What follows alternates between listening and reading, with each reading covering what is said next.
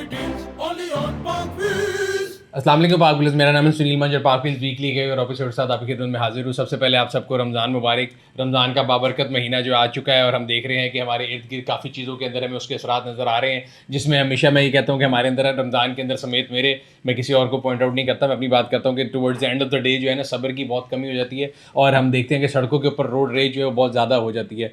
और कोशिश ये करनी चाहिए कि हम लोग जो है ना अपने दिन को बेहतर प्लान करें, अपनी जो ट्रैवल टाइम है उसको ऐसे कर लें कि ख़ास तौर पे एंड टाइम पे जब अफ्तारी का टाइम होता है सड़क पे बहुत ज़्यादा रश हो जाता है, उसको अवॉइड कर सकते हैं। या आप गाड़ी में खजूर या पानी रख लें ताकि आपको कोई बहुत ज़्यादा जल्दी ना हो और आप ट्रैफिक के अंदर जो एक बेहंगम सूरत हाल होती है उसका हिस्सा मत बने और बड़े आराम से अपनी एक मंजिल से दूसरी मंजिल पहुंच सकते हैं। जनरली मैं आप लोगों को हमेशा बताता रहता हूँ कि गर्मी आ रही है, मौसम एकदम चेंज हो रहा है, अपनी गाड़ियों की सर्विस करा लें, अपनी गाड़ियों की एसी की सर्विस मेरा मतलब है करा लें, ताकि आपकी जो गाड़ी का एसी सिस्टम है वो बेहतर रहे। कूलिंग सिस्टम जो है जिसका रेडिएटर से ताल्लुक है, रेडिएटर कूलेंट चेक कर लें, रेडिएटर की सर्विस करा लें। ये थोड़ी थोड़ी एहतियात है जिससे आप लॉन्ग टर्म में गर्मियों में अपनी गाड़ी के जो इंजन को बचा सकते हैं। इसके अलावा हम लोगों ने कोशिश तो नहीं की कि हम ग्रीनरी को रहने दें, लेकिन जहाँ कहीं गाड़ी पार्क करें कोशिश करें कि जो है साए के नीचे हो, ताकि आपकी गाड़ी जब आप दोबारा चलाएं तो एसी का जो इम्पैक्ट है वो इजीली आ सके और आपकी फ्यूल कंजम्पशन जो है वो इजी रहे, क्योंकि आजकल फ्यूल की प्राइसेस बहुत बढ़ गई हैं। और पहली न्यूज़ वीकली की यही है कि मैं आर्टिकल पढ़ रहा था कि जो इंटरनेशनली ग्लोबली फ्यूल की प्राइसेस हैं वो नीचे जा रही हैं और एक्सपेक्टेड ये है कि ये पहली आने वाली तारीख को जो है पेट्रोल की प्राइसेस 5 से 10 रुपये नीचे जाएंगी।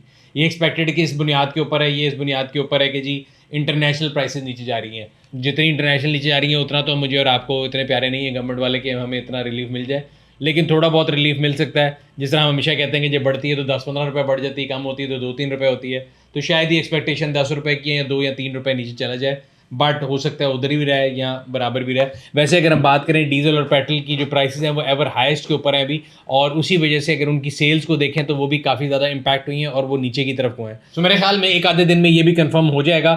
एक्सपेक्टेशन लोगों की ये है, हर इंसान का ये ख्याल दिल करता है कि चीज़ सस्ती हो जाए, लेकिन मुझे इस बारे में कोई ख़ास उम्मीद नहीं है। साथ ही साथ मैंने आपको पिछले हफ्ते बताया था कि एक स्कीम आ रही है जिसके अंदर उन्होंने कहा था कि जी हम गवर्नमेंट ने कहा था कि हम गरीबों को सस्ता पेट्रोल देंगे और लोगों के ऊपर जो बोझ है महंगाई का उसको कम करेंगे। उसके लिए पोस्टर भी बन गए थे, जो मैं आपको हमेशा बताता हूँ कि पोस्टर बनते हैं हमारे यहाँ पे। सो उसकी जो इम्प्लीमेंटेशन है उसके बारे में हमें भी परेशानी थी और मेरे ख्याल से जो मैंने उसके अंदर से न्यूज़ निकाली थी वो ये थी कि मुझे ये लगता है कि शायद सस्ता हो या ना हो, बाकी जो उसका अंडरलाइन प्रोसेस है उसमें ये था कि हर आदमी जो कि उस 40,000 की जो उसकी जो उन्होंने एक मिनिमम बनाई थी बाउंड्री उस पर फॉल नहीं करता, उसके लिए पेट्रोल महंगा हो जाएगा।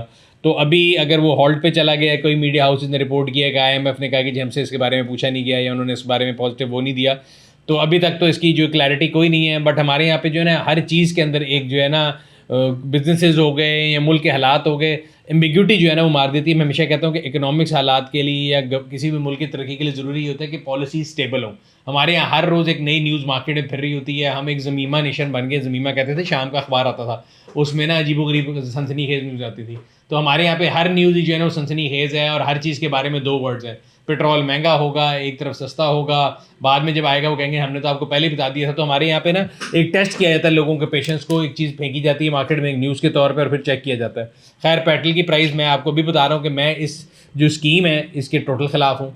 ये बिल्कुल यूजलेस तरीके से इसको एग्जीक्यूट करने जाने का प्लान है और ये प्लान भी अजीब सा है। अगर गवर्नमेंट ने सब्सिडी देनी है तो वो अपने पास से दे, आपको जो डिफरेंट टैक्स कलेक्शन हो रही है उससे दे, बजाय इसके कि मेरे और आपके लिए पेट्रोल को महंगा करके दे दे। अब चलते हैं लोकल इंडस्ट्री की न्यूज़ के ऊपर। लोकल की इंडस्ट्री की न्यूज़ तो अगर मैं एक जैसे कहते हैं ना एक लफ्ज़ में कहूँ तो बहुत नाजुक सूरत हाल है, लेकिन अगर हम प्रैक्टिकली देखें जाके तो पाक सुजुकी की अगर हम न्यूज़ एक देख रहा था तो सुजुकी ऑल्टो जो है वो स्टार प्लेयर होती थी, और star player in the sense अगर हम सबसे ज़्यादा यूनिट देखें तो उस गाड़ी के बिकते होते थे। अगर टोटल लाइनअप देखें पाकिस्तान में गाड़ियों का तो 2-2.5 लाख गाड़ी बिकती थी, उसमें सबसे ज़्यादा जो परसेंटेज थी वो सुजुकी की थी और सुजुकी के अंदर भी सबसे ज़्यादा परसेंटेज जो है वो सुजुकी ऑल्टो की थी। तो अगर हम सुजुकी ऑल्टो की बात करें तो पिछले साल अगर अभी तक का हम फिगर देखें 11,000 ऑल्टो बिकी थी, लेकिन इस साल उसी टाइम के अंदर तकरीबन 588 सुजुकी ऑल्टोज बिकी हैं, जो कि सरप्राइजिंग फिगर। इसका मतलब ये है कि ऑल्टो की सेल जो है वो 95% नीचे है। अब ये सेल नीचे के 2 चीज़ें आप ट्रांसलेट कर सकते हैं। एक तो आप ये कह सकते हैं कि जी लोगों की बाइंग पावर में नहीं है, दूसरी तरफ आप ये कह सकते हैं गाड़ी प्रोडक्शन में नहीं है। तो मेरा ख्याल है ऑल्टो के केस में अभी बाइंग पावर वाला इशू नहीं है,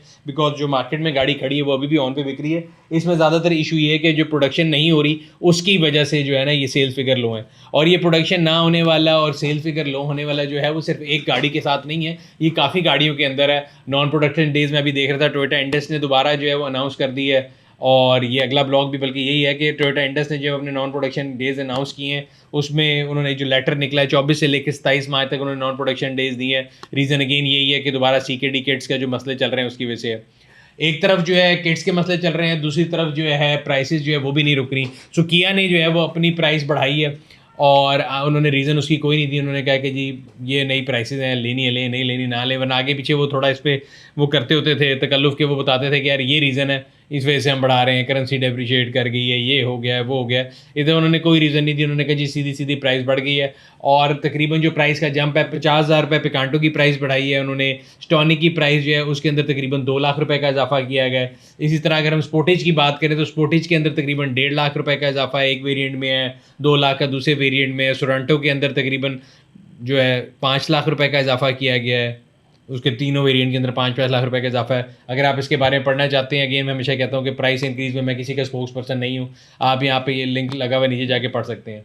अच्छा जी, किया है, बाकी सारे भी आ गए। तो इसके साथ साथ प्राइस इंक्रीज़ की अगर न्यूज़ की बात करें तो Chery Tiggo Pro, yes Chery Tiggo Pro 8 जो है, जब वो मुझे याद है लॉन्च हुई थी तो मैंने उसका किया था, वो 60 समथिंग की थी और मेरे ख्याल से उस टाइम पे वो ट्रू वैल्यू फॉर मनी गाड़ी थी जब ये लॉन्च की गई थी। बट इस टाइम पे अगर आप उसकी प्राइस देखें तो तकरीबन 1 करोड़ 4 लाख रुपए उसकी प्राइस हो चुकी है, जो कि तकरीबन 11 लाख का इजाफा किया गया है।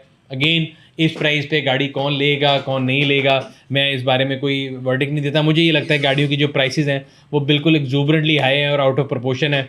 और मार्केट में अगर आप जाके सेल्स फिगर को भी देख लें तो सेल फिगर्स भी आपको बताएंगे कि यही सूरत हाल है। तो ग्लोबल इंडस्ट्री की भी न्यूज़ है, चलें आपसे वो भी शेयर कर लेते हैं। तो सबसे पहली न्यूज़ जो है वो खैर लोकल इंडस्ट्री से रिलेटेड है। सिविक 11th जनरेशन जो है ना उसको यूएस में रिकॉल किया गया स्टीयरिंग रैक इशूज़ के ऊपर, और पाकिस्तान के अंदर भी ये जो इशूज़ हैं ये कोई छुपे हुए नहीं थे।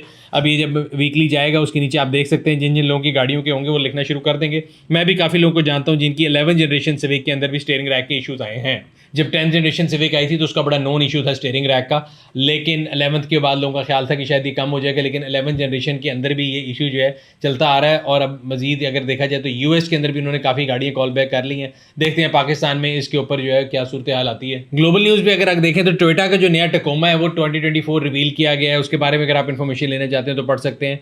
डिसकंटिन्यू होने के बारे में 2-3 रिपोर्टें थी टोयोटा की गाड़ी की। एक में ब्लॉग में पढ़ा था पासो को डिसकंटिन्यू कर लेंगे, दूसरी जो बड़ी इंपॉर्टेंट हमारे पाकिस्तानी में बहुत ज़्यादा गाड़ी चली थी एक ज़माने में कैमरी, उसको डिसकंटिन्यू किया जा रहा है जापान में। उसकी रीज़न जो है उसकी लो सेल्स है, तो कंपनी ने जो है उसके जापान में बुकिंग ऑर्डर लेना बंद कर दिए हैं।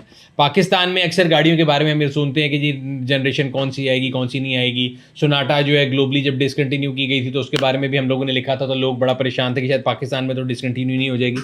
नहीं हुई, बल्कि वही सोनाटा जो कि 70 लाख की थी वो 1 करोड़ 12 लाख के करीब मेरा ख्याल है पहुंच चुकी हुई है। सो होंडाई सोनाटा का फेसलिफ्ट जो है ग्लोबली रिवील कर दिया गया है, उसके बारे में भी अगर आप इन्फॉर्मेशन पढ़ना चाहते हैं तो हमारे ब्लॉग पे जाके नीचे मैं लिंक लगा दूंगा, आप पढ़ सकते हैं। आखिर में पार्क व्हील ऑटो स्टोर की जो प्रोडक्ट की तरफ चलते हैं। आज की जो प्रोडक्ट है बड़ी अच्छी प्रोडक्ट है, खासतौर पर उन लोगों के लिए जो ट्रैवल करते हैं या उनको जो है गाड़ी के अंदर पोर्टेबल लाइट, एमरजेंसी लाइट की जो है वो ज़रूरत महसूस होती है। तो इसके अंदर 2-3 फंक्शंस हैं, अगर आप इसको ऑर्डर करना चाहते हो तो मैं नीचे लिंक लगा दूंगा। इसका सबसे प्राइमरी फंक्शन ये है कि अगर आप कहीं नॉर्थ में या कहीं भी टूरिंग पे जा रहे हैं और आपको गाड़ी के अंदर एक्स्ट्रा लाइट की ज़रूरत है, तो ये एमरजेंसी लाइट्स पहले घरों में होती थी, उस तरह बगैर वायर के आप इसको चार्ज कर लेंगे वायर के साथ पहले, और जब आपने इसको इस्तेमाल करना है तो वायरलेस से यूज़ हो सकती है, और इसकी जो लाइट है वो बड़ी स्ट्रॉन्ग है। तो इसके अलावा भी अगर आप ऑटो एक्सेसरीज़ में, गाड़ियों के पार्ट्स में अगर जो है दिलचस्पी रखते हैं तो हमारे जो ऑटो स्टोर का चैनल है उसका भी नीचे लिंक लगा दूंगा, उसको आप सब्सक्राइब कर लें ताकि तमाम प्रोडक्ट वीडियोज़ का जो है अपडेट आपको मिलता रहे। ये था आज का वीकली, उम्मीद करते हैं आपको पसंद आया होगा। अगर अभी तक आपने हमारे यूट्यूब चैनल को सब्सक्राइब नहीं किया, सब्सक्राइब करें, बेल आइकन पर क्लिक करें ताकि आपको तमाम आने वाले वीडियो के बारे में नोटिफिकेशन मिलता रहे। आपसे अगले हफ्ते फिर मुलाकात होगी, तब तक अपना और अपना गिरदों का ख्याल रखिएगा। शुक्रिया। गाड़ी की deals only on Park Wheels।